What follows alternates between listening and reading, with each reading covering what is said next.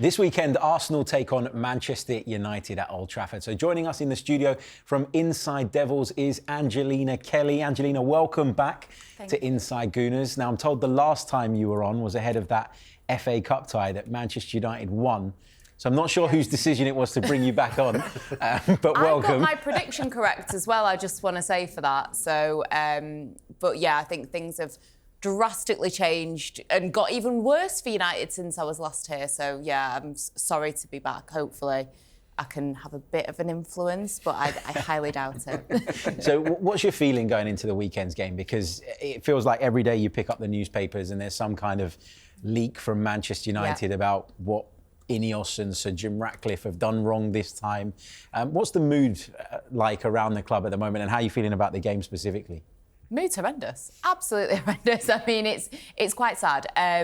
When you think of, maybe not for Arsenal fans, but I guess if we're being neutral football fans, you think of Manchester United, the decline that they're in. It is pretty sad. I think for this game, I was feeling more confident because of the Premier League fixture the last time. Going into that game, I had something tangible. I like to walk away from a game with something positive. And I'm really, really struggling week in, week out to find that now. I think there's a stat that I read that when Arsenal have beaten Man United in the Premier League, it's only been by like 1-0 or something. Yeah. So maybe it's not going to be a total bloodbath. But then after last night, and at the time of us filming, Man United haven't played Real Sociedad, I have got no idea what I'm going to be witnessing. But yeah, overall, mood is terrible and it's just a very, very nervy feeling. You guys had 6 different goal scorers in the Champions League.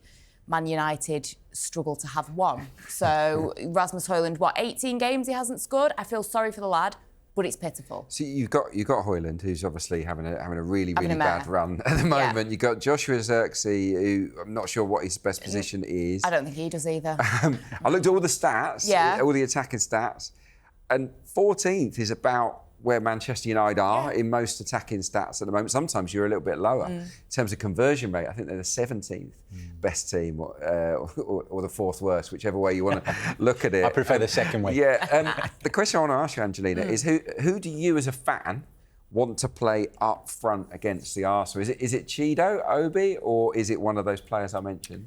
You know what? It's difficult because Rasmus Højlund, it is kind of sad, and a lot of fans have been saying we need to just pull him now because it's not working. I think when we've played Joshua Zirkzee in that position, it hasn't quite clicked. He's not been horrendous, but this is how bad it is. He's not been horrendous recently, and he's had some good moments, but I think maybe keep him in that position. On Inside Devils, Alex Clarke is desperate for Alejandro Garnacho to start in that number 9 position, which I wouldn't be offended at. My only concern is he does everything right apart from that last decision. That final decision doesn't seem to land. And also, he's been quite good coming off the bench. So when you look at United's depleted squad, is there anyone else that can come off the bench and make an impact? I feel like he's probably the only person that can do that. So that's what makes me nervous about Garnacho. Chido Obi, I think it would be, you can see the headlines, can't you? You know, teenager that snubbed Arsenal, scores a hat-trick against them. I don't think the lad, he seems insanely talented, but he's not quite there yet. I think it would be a big ask to start him in a game like that. I think he would maybe come on at some point, as we've seen. So it goes back to Højlund, and that is just because Man United have got no other options. And maybe Amarim at this point is thinking, I don't know, if I just keep playing him, will it click eventually? But, you know, for people that watched the Fulham game, he got bullied.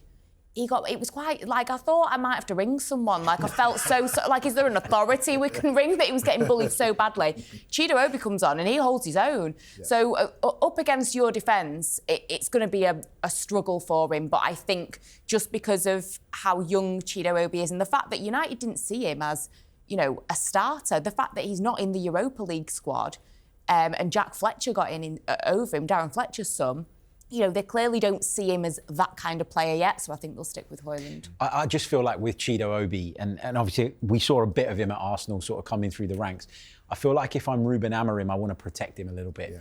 I don't want to put him in the firing line at a time when Manchester United generally are so poor, and he could be the next in a long list of scapegoats. So I think if I was a manager, that would kind of be my stance on that. Clive, look, Manchester United's struggles are obvious, but as Arsenal fans, we can't help but go into games at Old Trafford feeling a little bit nervous. That's how I feel about it. Tell me I'm wrong. No, you're not wrong. The history's there, right? Whenever we go there, Manchester United, they find their Sunday best, don't they? And they tend to play well against Arsenal. In the FA Cup game, we spoke about mood, Angelina. I think the mood with the fans behind that goal, Manchester United dominated the stadium in that game, and the players played for them.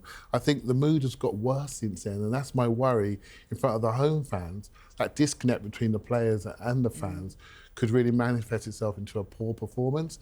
And okay, now Arsenal have found their scoring boots. It could be different. The mood is key to any football club, and the things that are happening at Manchester United off the pitch to staff, that's a real worry for just normal people. It's a real worry. But I feel sorry for the fans that go every single week that they're seeing this happen to the club and seeing hundreds of millions going interest payments. It must be absolutely soul destroying. But back to the football, I'm hopeful that Man United don't find their courage and bravery like they did in the FA Cup game, and we can go from there. Adrian, how are you feeling going into this one? Yeah, a lot more confident after the PSV performance, that is for sure. What I would like to see is a repeat, because Manchester United don't have a lot of attacking players, full stop. I mean, the way that Amarim sets up with sort of full-backs as wing-backs, he doesn't have many natural goal scorers in the team. Often there's just 3 attacking players in the side. So I think Arsenal can afford to take risks in this game. We can afford to release that handbrake that we were talking about and play with that buccaneering adventure that we saw in the Netherlands. I want to see mayhem again in terms of our movement, because I think it could, if it can bamboozle PSV, it can absolutely do the same to Manchester United, who are in a bad place. So Arsenal will never have a better opportunity to play in a slightly carefree manner than they have this weekend. Because let's face it, the pressure of the title race is kind of eased a little bit, hasn't it? Let's go there. Come back in there. Let's go there. Clive still thinks we're going to win it. Well, let's go there. Let's go there and just rip it up and have a little bit of fun and hopefully torment the Red Devils. Yeah. Angelina, we've been talking a lot about Man United's off-the-field problems, right? And it's fair to say that those problems stem back a long way. Ruben Amarim, though, he's come in. I feel like he has a responsibility to try and stop the ship sinking before he then moves on to start implementing his style. I guess he would argue that if you don't do it from the beginning, you're never going to get that message across. But what's the mood from the Man United fans at the minute towards him? Is there a feeling that he hasn't done enough to try and deal with the issues that exist, and that he is so laser focused on this style of play that he wants to implement that he's allowing them to sink further and further? I think that because the Glazers and Ineos, there are so many issues that you guys have alluded to, and even just things, you know, like the redundancies that are happening. You know, I'm from Manchester. Manchester is actually quite a small city in some ways. Everyone knows everyone, and there'll be a lot of people that will know people that have been affected by this, fans that are paying, what is it, 66 quid now to go and watch shambolic football. They'll know people that are being affected by this. So I think fans have got way more focus on that side of the story. Maybe if the club was run better, I mean, probably wouldn't be in this situation, but maybe people would have more of a focus on what Amarim is doing. Fans, in my opinion, from the people that I speak to, get frustrated sometimes with some of the decisions. People think, oh, could he tweak it a bit? Or why is he starting certain players over others, etc. It seemed like it was a bit of a, you know, like a pre-season almost at the beginning, and I think he's kind of taking the Premier League as that, as he's been trying different people starting, different people on the bench, etc.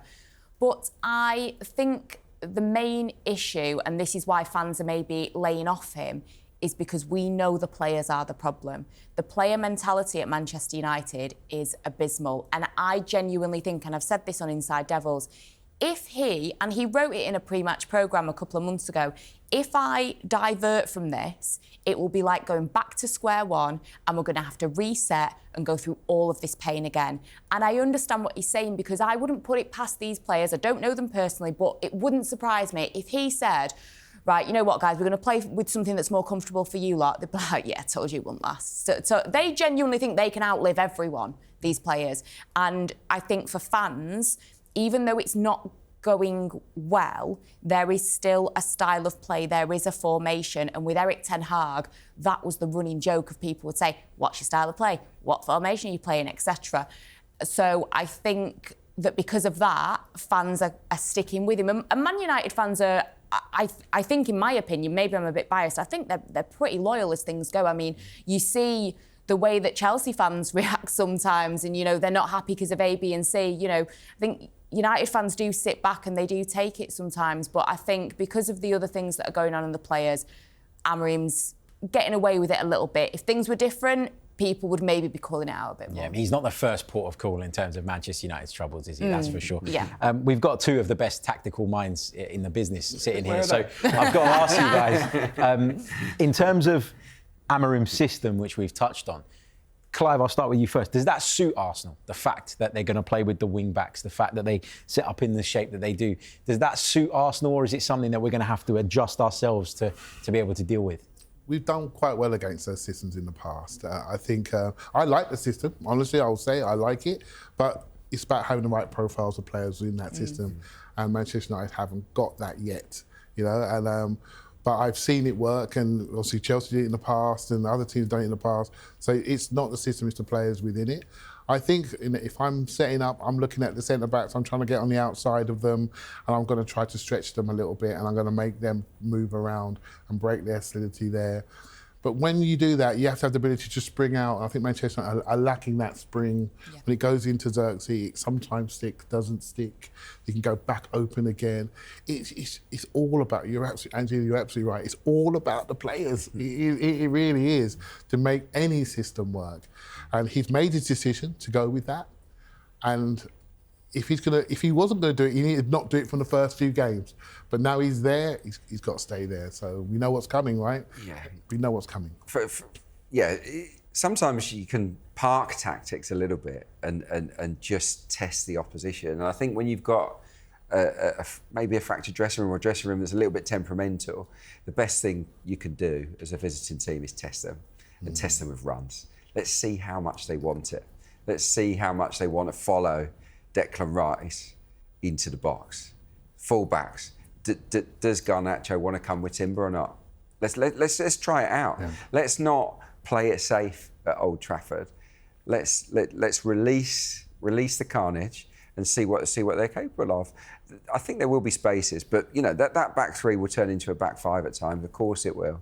But if Arsenal's movement is as good as it was against PSV, then Arsenal should win the game. Let's get some predictions then. Angelina, you're our guest, so you get to go first. How do you see it going on Sunday? It's so difficult because I hate to come on any shows and be negative about Manchester United, but I'm starting to look really delusional, and it's actually starting to affect me. Like, I feel like people are looking at me thinking, no, I'm laughing with you. You're not even just laughing at me, I'm laughing with you guys. It's to the point where it's a bit like, Angelina, are you really going to try and find a positive in this? And even though I'm on a rival show, maybe I'm going to get stick from Flex and Crooked. No, because Flex has been quite negative recently. So you know what? Unfortunately, I think it comes down to the fact that you guys can score goals, Man United can't. Man United have been showing up for the glamorous games a bit more, you know, City, Liverpool against you guys before.